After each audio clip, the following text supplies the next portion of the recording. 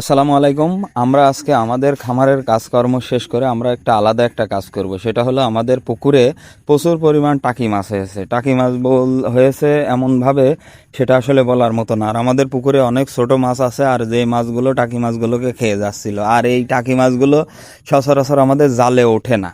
আর এই টাকি মাছকে ধরতে হলে আমাদের বড়শি দিয়ে ধরা লাগবে, কারণ বড়শি ছাড়া এই মাছ এভাবে ধরা সম্ভব না। তাই আমাদের বাড়িতে যদিও বড়শি আছে, সেগুলো আসলে অনেক বড় বড় বড়শি, যেগুলো দিয়ে আসলে এই মাছ ধরা বা টানাপাড়া করা একটু সমস্যা। এই জন্যই আর কি আমরা আজকে নতুন করে 2টা বড়শি তৈরি করব এবং সেই বড়শি দিয়ে আমাদের পুকুরে টাকি মাছগুলো ধরার চেষ্টা করব।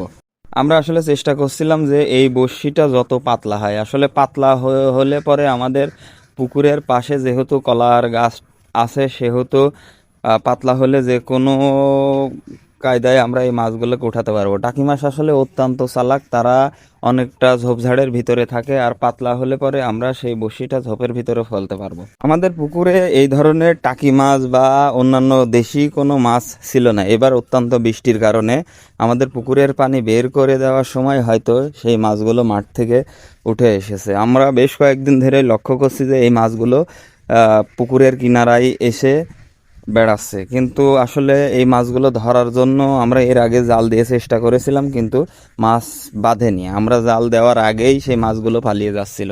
আর যেহেতু পুকুরে বড় বড় মাছ আসে, সেহেতু এইখানে আমরা অন্য জাল পেতে রাখতে পারছি না, কারণ সেই মাছগুলো বাঁধতে পারে এই জালের ভিতরে। টাকি মাছ মূলত রাক্ষসী মাছ। আর আমাদের পুকুরে আমরা কিছুদিন আগে ছোট ছোট কিছু ধানি পোনা মাছ দিয়েছি, যেই মাছগুলোকে এই রাক্ষসী মাছ খেয়ে নিতে পারে। তাই আমরা আর কি এই মাছগুলো বড়শি দিয়ে যত দ্রুত সম্ভব বা যে কোনো কায়দা কৌশলে এই মাছগুলো আমাদের পুকুর থেকে উঠিয়ে ফেলার চেষ্টা করব ইনশাল্লাহ। আমরা হয়তো বেড় নামিয়ে আমাদের পুকুর থেকে এই মাছগুলো ধরতে পারতাম, কিন্তু আসলে আমাদের পুকুরে বৃষ্টির কারণে এত পরিমাণ পানি হয়েছে যে আসলে এই পুকুরে বেড় নামিয়ে সেই জাল টেনে মাছ তোলা অত্যন্ত কষ্টকর। পুকুরের পানির পরিমাণ মিনিমাম 20 ফিট। তাই আমাদের কাছে এই লাস্ট একটা অপশন আছে এই মাছ ধরার জন্য, বড়শি ছাড়া অন্য কোনোভাবে সম্ভব না। সবাই আমাদের জন্য দোয়া করবেন। আসসালামু আলাইকুম রহমতুল্লাহি ওয়া বারাকাতুহু।